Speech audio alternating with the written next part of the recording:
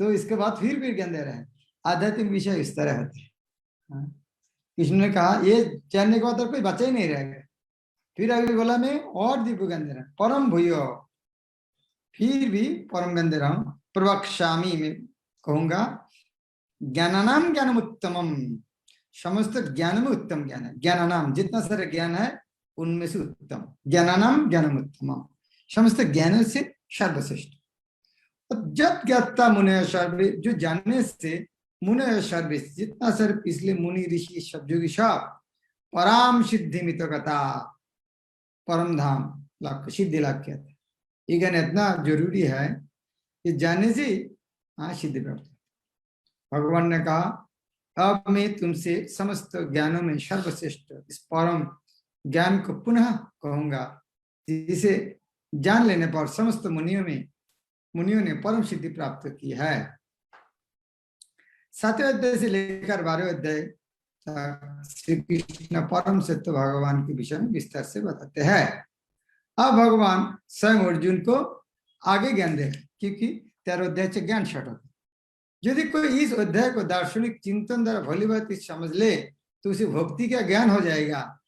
ज्ञान शटक इस तरह ज्ञानी बनेगा। ये ज्ञान अर्थात भक्ति का ज्ञान है। 13वें अध्याय में यह स्पष्ट हो चुका। क्या 13वें अध्याय क्या स्पष्ट हो चुका? विनय पूर्वक ज्ञान का विकास करते हुए भगवान से छूट जा सकता है। कौन सा श्लोक? यह बता 13वें अध्याय में यह स्पष्ट बताया चुका है कि विनय पूर्वक ज्ञान का विकास करते हुए भगवान से छूट जा सकता है। कौन सा श्लोक?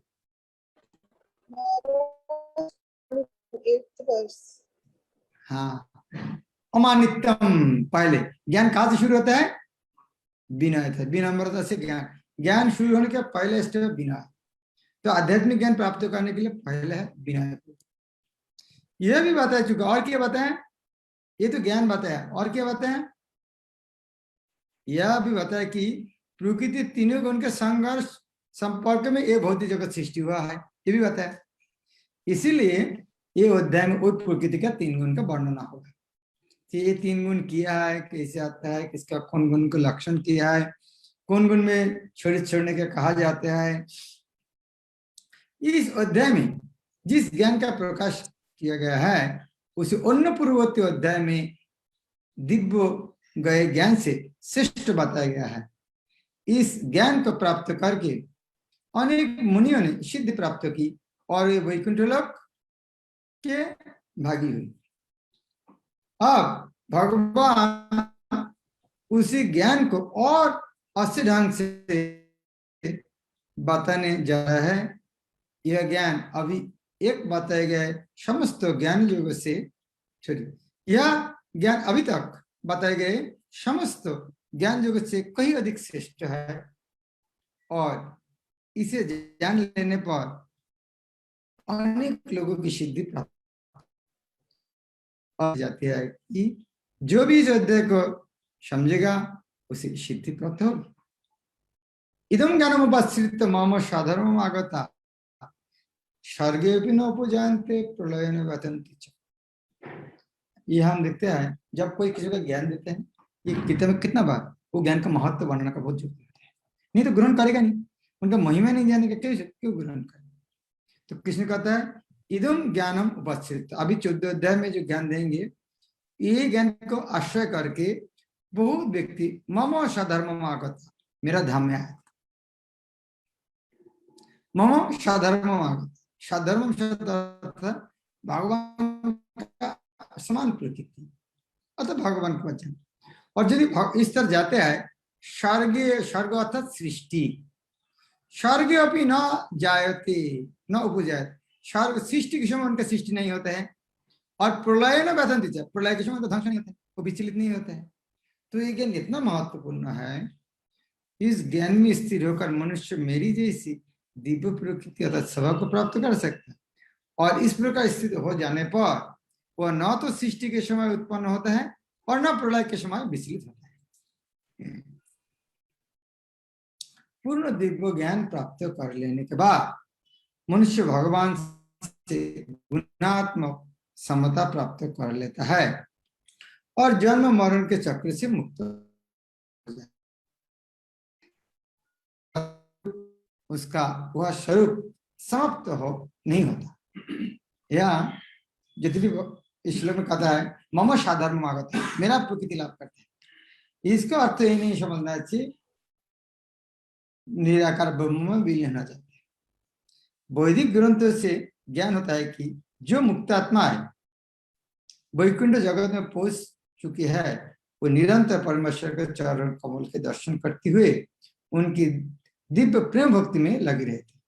अतः मुक्ति के बाद भी भक्तों का अपना निजी स्वरूप नहीं समाप्त होता। सामान्यतः इस संसार में हम जो भी ज्ञान प्राप्त करते हैं वह प्रकृति के 3 गुणों द्वारा दूषित रहता है। जो ज्ञान इन गुणों से दूषित नहीं होता वह दिव्य ज्ञान कहलाता है। जब कोई व्यक्ति इस दिव्य ज्ञान को प्राप्त होता है तो वह परम पुरुष के समकक्ष पद पर पहुंच जाता है। जिन लोगों को चिन्मय आकाश का ज्ञान नहीं है वे मानते हैं कि भौतिक स्वरूप के कार्यकलाप से मुक्त होने पर वह आध्यात्मिक पहचान बिना किसी विविधता के निराकार हो जाती है। लेकिन जिस प्रकार इस संसार में विविधता है इसी प्रकार आध्यात्मिक जगत में भी है।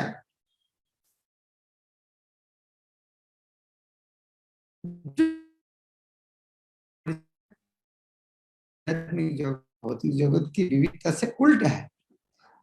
वो क्या सोचता है चिन्मय जगत, ये जगत का उल्टा है, ये जगत में विविधता है इसीलिए वो जगत जीरो है, उधर में कुछ नहीं है। नहीं, ये इस तरह नहीं समझना चाहिए। इस तरह एक लोग है, एक राजा, एक कंपनी का मालिक, उनका सुख भोग करने का तरीका और उनका कंपनी में लाखों लाख आदमी पियोन जो नौकरी करता है उनका सुख भोग करने का तरीका एक नहीं है। ये पियोन का सुख भोग करना और मालिक का सुख भोग करना सब अलग है। तो इसका अर्थ नहीं पियोन का हाथ पैर है तो इसलिए मालिक का हाथ पैर नहीं होगा, तो उल्टा है। ये उल्टा होना चाहिए। मालिक पियोन का 2 हाथ है तो मालिक का 4 हाथ होना चाहिए। पियोन के 1 मकान है तो उनका 10 मकान होना चाहिए। इस तरह नहीं, जो हमारे उल्टा होना चाहिए। धन में विविधता है इसलिए चिन्मय जगत शून्य है। प्रभुपाद वृंदावन भजन में लिखते हैं बातुल बातुल पागल बातुल कहे सदा सब निराकार निर्विशेष तीन जन शून्य। ये जो पागल जो है वो इस तरह बात बोलते हैं ये भगवत धाम सब शून्य। लेकिन वास्तव में होता यह है कि आध्यात्मिक जगत चिन्मय आकाश में मनुष्य को आध्यात्मिक रूप प्राप्त हो जाता है। वह के सारे कार्यकलाप आध्यात्मिक होते हैं और ये आध्यात्मिक स्थिति भक्तिमय जीवन कहलाती है। यह अदूषित होता है और यह पर व्यक्ति गुणों की दृष्टि से परमेश्वर के समकक्ष होता है। ऐसे ज्ञान प्राप्त करने के लिए मनुष्य को समस्त आध्यात्मिक गुण उत्पन्न करने होते हैं। जो इस प्रकार से आध्यात्मिक गुण उत्पन्न कर लेता है वह भौतिक जगत के सृजन या उसके विनाश से प्रभावित नहीं होता। अभी भगवान बताते हैं किस तरह जगत सृष्टि हुआ है, कैसे भौतिक प्रकृति में भगवान का गर्भाधान किया है और जीवात्मा ने प्रकृति को 3 गुण को लेकर कैसे जगत में निवेश करते हैं। ममो जोनिर्महत् ब्रह्म तस्मिन् गर्भ ददाम हम शंभो सर्वभूतानां ततो भगवती भारत। ममो जोनिर्महत् ब्रह्म, ये बोलते हैं मेरा जोनी है महत् ब्रह्म। ये ब्रह्म परम ब्रह्म शब्द का आता है क्या? ब्रह्म शब्द हमने सुना बहुत बार, बहुत अर्थ में व्यवहार किया था। ब्रह्म शब्द था चिन्मय, अहं ब्रह्मास्मि। ब्रह्म अर्थात बहुत बड़ा वस्तु है, विराट वस्तु। लेकिन ब्रह्म शब्द ये समझ, ब्रह्म अर्थात चिन्मय, अहम ब्रह्मास्मि चिन्मय वस्तु, ब्रह्म अर्थात चिन्मय, ब्रह्म अर्थात विराट है। लेकिन यह देखते हैं ब्रह्म का अर्थ है भौतिक जगत भी है। कैसे सुना कभी ब्रह्म अर्थात भौतिक जगत है? आप लोग सुना है ब्रह्म ये भौतिक जगत की ब्रह्म कहता है? किसने सुना शब्द पहले? सुना है महाराज, पहले किसी श्लोक में आया है ऐसा। हाँ, 6 चैप्टर में शायद महाराज। इस तरह ये दुनिया का नाम है, यज्ञों का वर्णन, भगवान के, इसका नाम है ब्रह्मांड। ये जो ब्रह्मांड, ये अंडा का गोल है, इसीलिए उनका नाम है ब्रह्मांड है। तो इसे ब्रह्म अंड, तो भौतिक जगत के ब्रह्म के साथ भी कहा जाता है, ये भी हम भी सुना है। तो ब्रह्म शब्द एक भौतिक प्रकृति ब्रह्म का। तो अभी इस श्लोक में एक आता है ममोजोनि महत ब्रह्म, ये भौतिक जगत एक प्रकृति एक महत ब्रह्म है। तस्मिन गर्भ ददाम, उसके अंदर में ददामी हम, उसके अंदर में जीव रूप विष प्रदान करता हूं। इसने बोलते हैं ये भौतिक जगत एक बहुत बड़ा एक जोनी है। जोनी अर्थात जहां से उत्पन्न होता है। ये भौतिक जगत एक बहुत बड़ा जोनी है जहां से जीव उत्पन्न होता है। कैसे उत्पन्न होता है? वो उसके अंदर भगवान जीव डालते हैं गर्भ में, और वह से संभव सर्वभूतानाम तत् भगवती भारत, उसके कारण सबको सृष्टि होती है। हे भारत पुत्र, ब्रह्म नामक समग्र भौतिक वस्तु जन्म का स्रोत है। ये ब्रह्म नामक समग्र भौतिक वस्तु, ये समग्र भौतिक वस्तु का नाम ब्रह्म है। क्लियर? यहाँ पर ब्रह्म शब्द अलग अलग जगह अलग अलग कुछ आएगा, विचलित मत होना। ये शब्द अलग अलग जगह अलग हो सकते, स्थान काल अनुसार। यहाँ पर ब्रह्म अर्थात समग्र भौतिक वस्तु, इसीलिए तो ब्रह्मांड कहते हैं। तो ब्रह्म नामक समग्र भौतिक वस्तु जन्म का स्रोत है। ये सारे जन्म यहां से होते हैं, और मैं ऐसी ब्रह्म को गर्भस्थ करता हूं। ये शब्द हिंदी ठीक है, मैं इसी ब्रह्म को गर्भस्थ करता हूं। ये शब्द मेरा लग रहा है गलत है, भाषा गलत है, प्रभुपाद इंग्लिश में ये नहीं। ये ब्रह्म शब्द अर्थ क्या है? ये ब्रह्म होता है भौतिक वस्तु, इसी ब्रह्म को गर्भस्थ करता हूं, इसी ब्रह्म को मैं गर्भवती करता हूं, इसके जीव को मैं गर्भस्थ करता हूं। इस तरह भाषा आना चाहिए। क्लियर? ये थोड़ा प्रिंटिंग मिस्टेक है, प्रभुपाद इंग्लिश में इस तरह लिखा नहीं। इसी ब्रह्म का गर्भस्थ करता हूं, ये शब्द गलत है। इसी कारण से इसी ब्रह्म को जीवात्मा के द्वारा गर्भस्थ करता हूं। ये गर्भ है, ब्रह्म ही गर्भ है, ये ब्रह्म ही गर्भ है। उनको गर्भस्थ कैसे करेंगे? जीवात्मा के द्वारा, जिससे समस्त जीवों का जन्म संभव होता है। इस संसार की व्याख्या है जो कुछ घटित होता है वह क्षेत्रों तथा क्षेत्रों के संयोग से होता है। जीव का यह संयोग स्वयं भगवान द्वारा संभव बनाया जाता है। महत्तत्व ही समग्र ब्रह्मांड का संपूर्ण कारण है, और भौतिक कारण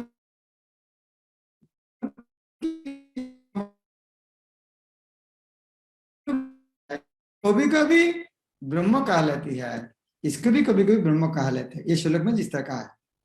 अभी देखना, परम पुरुष भी इसी समग्र वस्तु को गर्भस्थ करते हैं, या समग्र वस्तु को गर्भस्थ करते हैं। ये भाषा यार ठीक है, समग्र वस्तु को गर्भस्थ करते हैं, जिससे असंख्य ब्रह्मांड संभव हो सके है। वैदिक साहित्य में इस समग्र भौतिक वस्तु को ब्रह्म कहा गया है। जहां पर तस्मात् एतत् ब्रह्म नामो रूपो अन्नम न च जायते, परम पुरुष उस ब्रह्म को जीवों के बीजों के साथ गर्भस्थ करते हैं। पृथ्वी, जल, अग्नि, वायु आदि 24 तत्व भौतिक शक्ति है, और वे महत ब्रह्म अर्थात भौतिक प्रकृति के अवयव है। ममोजोनि महत ब्रह्म, जैसे कि 7वें अध्याय में बताया जा चुका है कि जिससे पर एक अन्य परा प्रकृति जीव होती है। भगवान की इच्छा से यह परा प्रकृति भौतिक प्रकृति में मिला दी जाती है, जिसके बाद इस भौतिक प्रकृति से सारे जीव उत्पन्न होते हैं। यह एक बहुत सुंदर उदाहरण है, बिच्छू का उदाहरण है। यह समझाने के लिए प्रभुपाद ने साइंटिस्ट को इसके बहुत गाली दी, और इसके लिए विख्यात ग्रंथ भी है, लाइफ कम्स फ्रॉम लाइफ, जीवन का शुद्ध जीवन। प्रभुपाद विज्ञानी को कितना बार समझाने का कोशिश किया, लेकिन वो लोग नहीं समझते। जीवन का स्रोत जीवन है। बिच्छू अपने अंडे धान के ढेर में देती है, और कभी कभी यह कहा जाता है कि बिच्छू धान से उत्पन्न हुए थे, लेकिन धान बिच्छू के जन्म का कारण नहीं है। वास्तव में अंडे माता बिच्छू ने दिए थे। उसी प्रकार हमको अंडे को नहीं देख पाया, इसीलिए सोचते हैं धान से बिच्छू आया है। किसी प्रकार भौतिक प्रकृति जीवों के जन्म का कारण नहीं होती। जीवन का स्रोत जीवन, बीज भगवान द्वारा प्रदत्त होता है,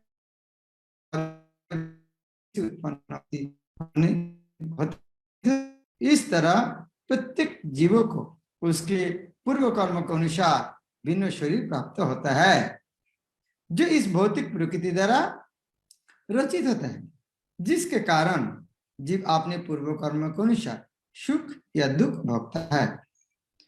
इस भौतिक जगत के जीवों को समस्त अभिव्यक्ति के कारण भगवान है। और ये श्लोक तो विख्यात है, सबको याद है। वो बात को ही फिर और स्पष्टीकरण कर रहा है अगले श्लोक।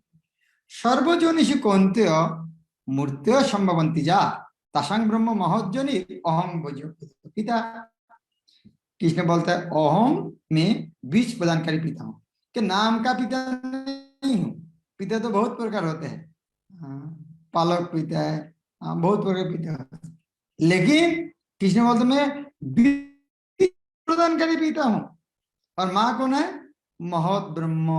फिर भी वो महत ब्रह्म, ये जो इसके भी ब्रह्म कहते हैं।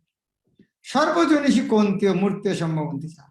हे कुंती पुत्र, तुम यह समझ लो कि समस्त प्रकार के जीव जोनियां इस भौतिक प्रकृति में जन्म द्वारा संभव है, और मैं उनका बीज प्रदाता पिता हूं। कृष्ण क्लियर बता दे, मैं उनका पिता हूं। इस श्लोक में स्पष्ट बताया गया है कि भगवान श्री कृष्ण समस्त जीवों के आदि पिता है। सारे जीव भौतिक प्रकृति तथा आध्यात्मिक प्रकृति के संयोग है। क्या बोलते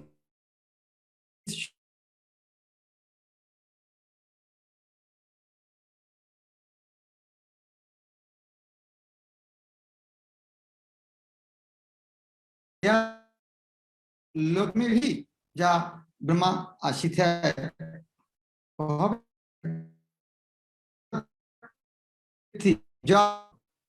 तथा अग्नि जीव है।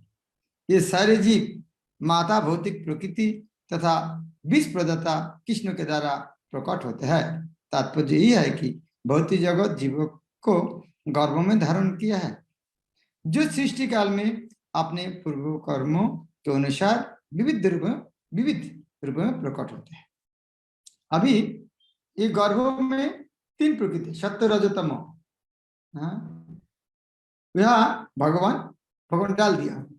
अभी वो जीव वहां से लेकर अलग अलग रूप धारण करते हैं। जिस तरह मान लीजिए, ये उदाहरण बहुत बार दिया है। अभी हम 100 आदमी बैठे हैं इधर, अभी क्लास खत्म होने के बाद प्रसाद रेडी, लेकिन वह 1000 आइटम है उसका, कौन कौन खाएंगे? हाँ, जिसको जो वासना है वो अनुसार वो खाना वासी लेंगे, और उनको उस तरह होगा।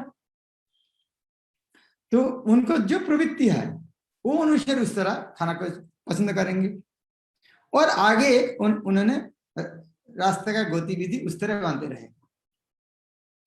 हमारे देश में पढ़ाई करने के बहुत सारे शिक्षा प्रतिष्ठान, जो जहां पे एडमिशन लेते हैं उस तरह आगे चलते रहेगा।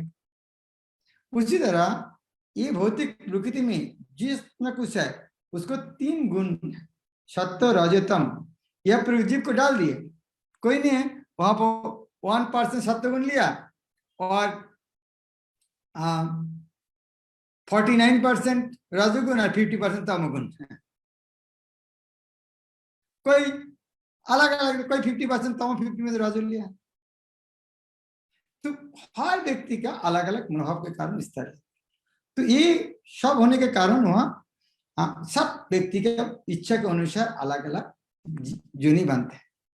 जिस तरह ये समझाने के लिए प्रदान देते हैं, 3 रंग है, 3 रंग को मिला के अलग अलग कितना सारे रंग बना सकते। एक रंग का मान लो 1%, बाकी दो रंग का 99%, एक रंग का 50% दिया, दो रंग का 50% दिया। इस तरह अलग अलग मात्रा में देने, ये 3 रंग से कितना हजार हजार रंग। पहले तो प्रभात का 3 से 9, 9 से 91, लेकिन उनमें से और अलग आगे बनते रहे। तो उसी तरह अभी हम देखेंगे एक प्रकृति के 3 गुण में जब भगवान जीव डाला है, और एक जीव एक प्रकृति एक 3 गुण को लेकर कोई सत्व, कोई रज, कोई तमगुण बनते हैं। तो सत्वगुण का लक्षण क्या होगा, रजोगुण का लक्षण क्या है, तमोगुण का लक्षण, ये वर्णन करेंगे। और उसके बाद कृष्ण वर्णन करेंगे। ये जो एक गुण के अंदर हमेशा कंपटीशन रहता है। देश में 3 पार्टी यदि होगा तो 3 पार्टी का हमेशा कंपटीशन होता है। जिसको संख्या गरिष्ठ होगा तो वो राजा बनेगा, वो कंट्रोल करेगा, तब उनको वो व्यक्ति बोलेंगे ये सत्यगुण का आदमी।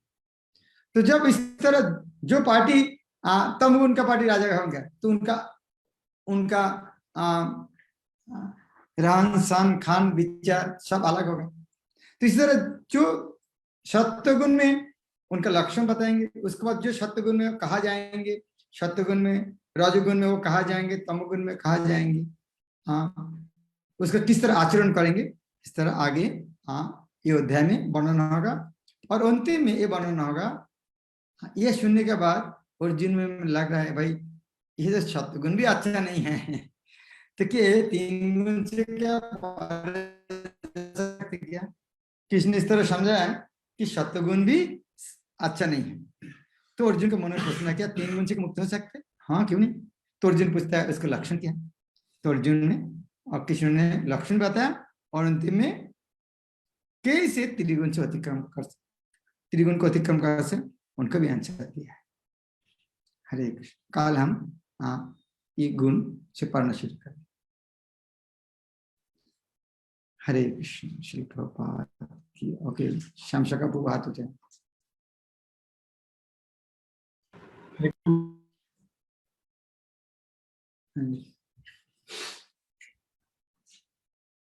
साउंड नहीं आ रहा है।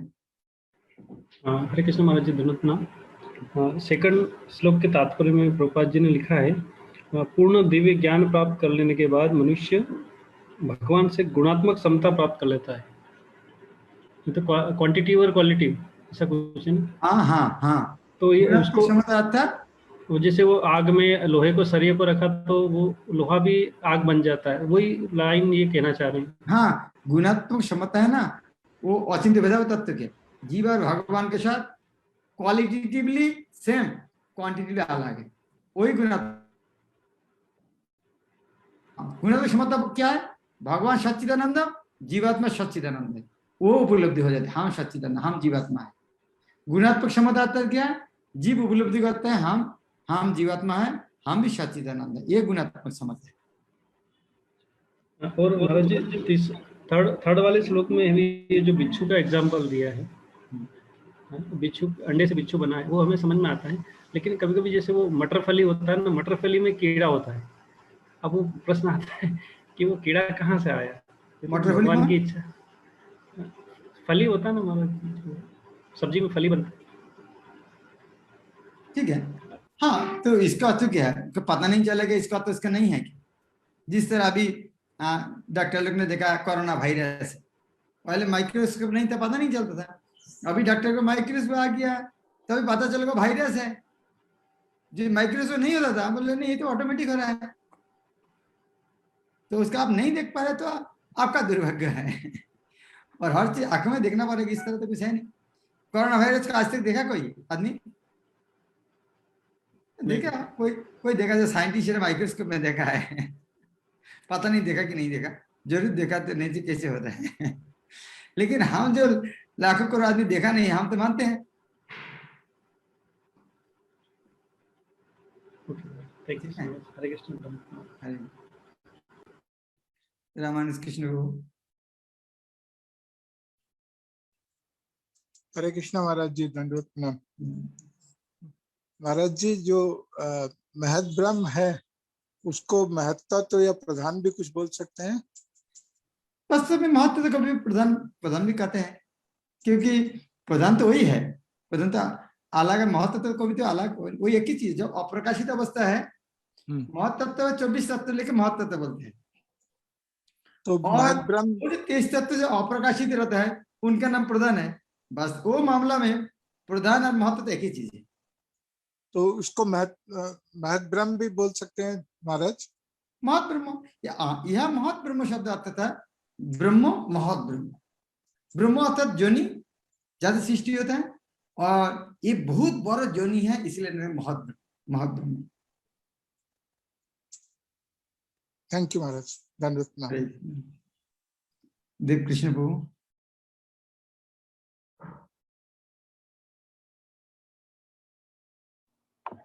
हरे कृष्णा, दंडवत प्रणाम महाराज। हरे कृष्णा महाराज, दंडवत प्रणाम महाराज। ये सेकंड श्लोक में जो ये था कि जब जीव को ज्ञान हो जाता है तब वो भगवान से गुणात्मक समता प्राप्त कर लेता है। तो जब तक ज्ञान नहीं है तब तक नहीं, जब ज्ञान होता है उसके बाद ही। हाँ, जब तक ज्ञान नहीं होगा हम आत्मा है तो कैसे पता है? गुणात्मक क्षमता अर्थ की है ये उपलब्धि होना है, हम जीवात्मा है, हम सच्चिदानंद है। तो ये ज्ञान प्राप्त करना, इस तरह नहीं स्कूल कॉलेज का डिग्री का ज्ञान प्राप्त है। ये जब ज्ञान प्राप्त है तो इसका मतलब जब हम समझ जाते हैं हम जीवात्मा है, हम सच्चिदानंद है, तो भगवान सच्चिदानंद है, तो इसीलिए गुणात्मक क्षमता हो जाए। थैंक यू महाराज। पियली माता जी। हरे कृष्ण महाराज, मेरा सवाल कल के क्लास से 2 क्वेश्चन है। एक है परम चेतना व्यष्टि चेतना के बारे में थोड़ा समझा दीजिए, और एक ब्रह्म दृष्टि ब्रह्म बोध का मीनिंग थोड़ा समझा दीजिए। व्यष्टि अर्थात व्यक्तिगत, एक व्यक्ति का चेतना का व्यष्टि चेतना बोलते हैं, और भगवान का चेतना था परम चेतना। और दूसरा प्रश्न क्या है? दूसरा है ब्रह्म दृष्टि और ब्रह्म बोध का मीनिंग क्या है? ब्रह्म दृष्टि अर्थात जहाँ पे जिसको दृष्टि इस तरह हर जगह में भगवान को दर्शन करते हैं, ब्रह्म दृष्टि। और ब्रह्मभूत प्रसन्न आत्मा, जिन्होंने ब्रह्म स्थिति हुआ, लगभग एक ही अर्थ है, अलग अलग जगह में अलग अलग अर्थ एक ही है, अलग अलग जगह में अलग अलग अर्थ है।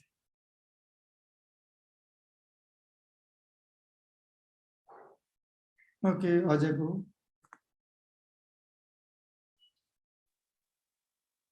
हरे कृष्ण महाराज, दंडवत प्रणाम महाराज। महाराज मैं बहुत लेट ज्वाइन किया महाराज, इसलिए मेरा क्वेश्चन जो है वो परसों की क्लास से महाराज एक क्वेश्चन है। पियाली माता जी ने एक क्वेश्चन पूछा था कि जो 84 लाख योनियों में मतलब जो जीवात्मा जो घूमती है तो उसमें कितना टाइम लगता है।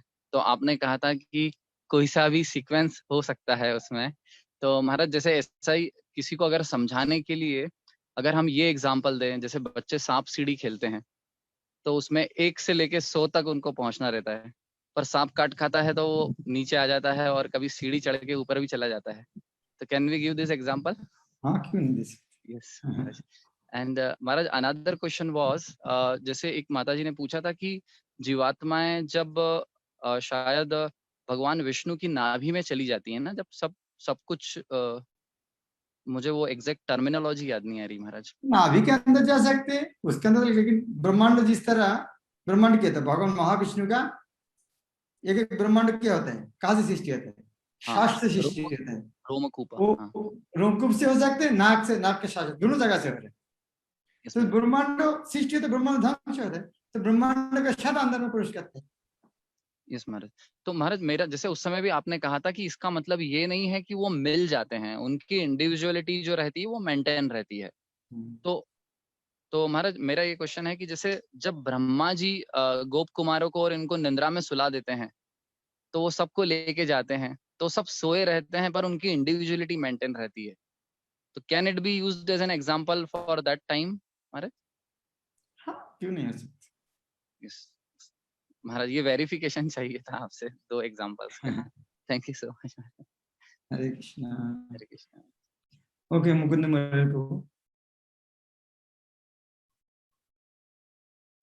हरे कृष्णा महाराज।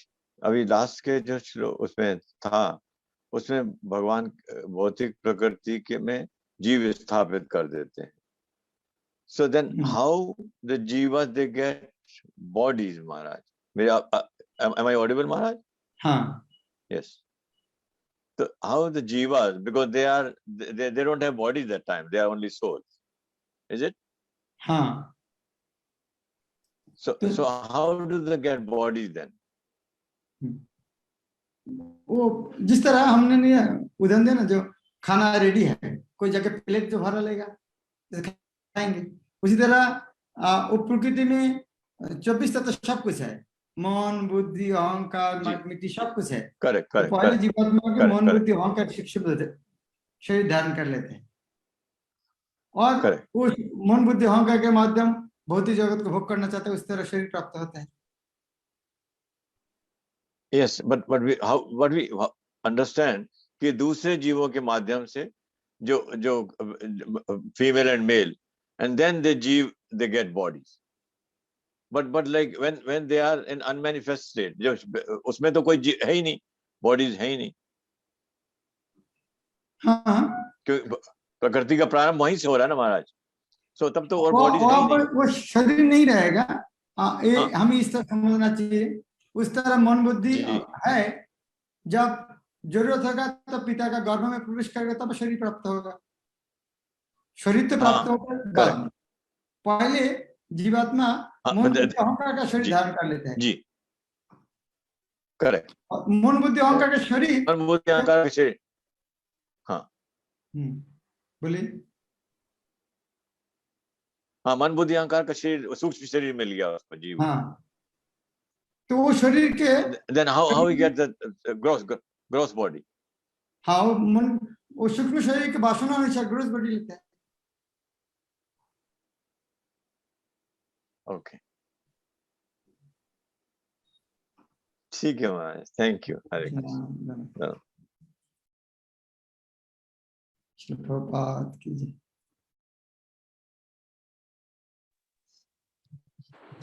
हरे कृष्णा महाराज. हरे कृष्णा महाराज, दंडवत प्रणाम. महाराज जी, दंडवत प्रणाम.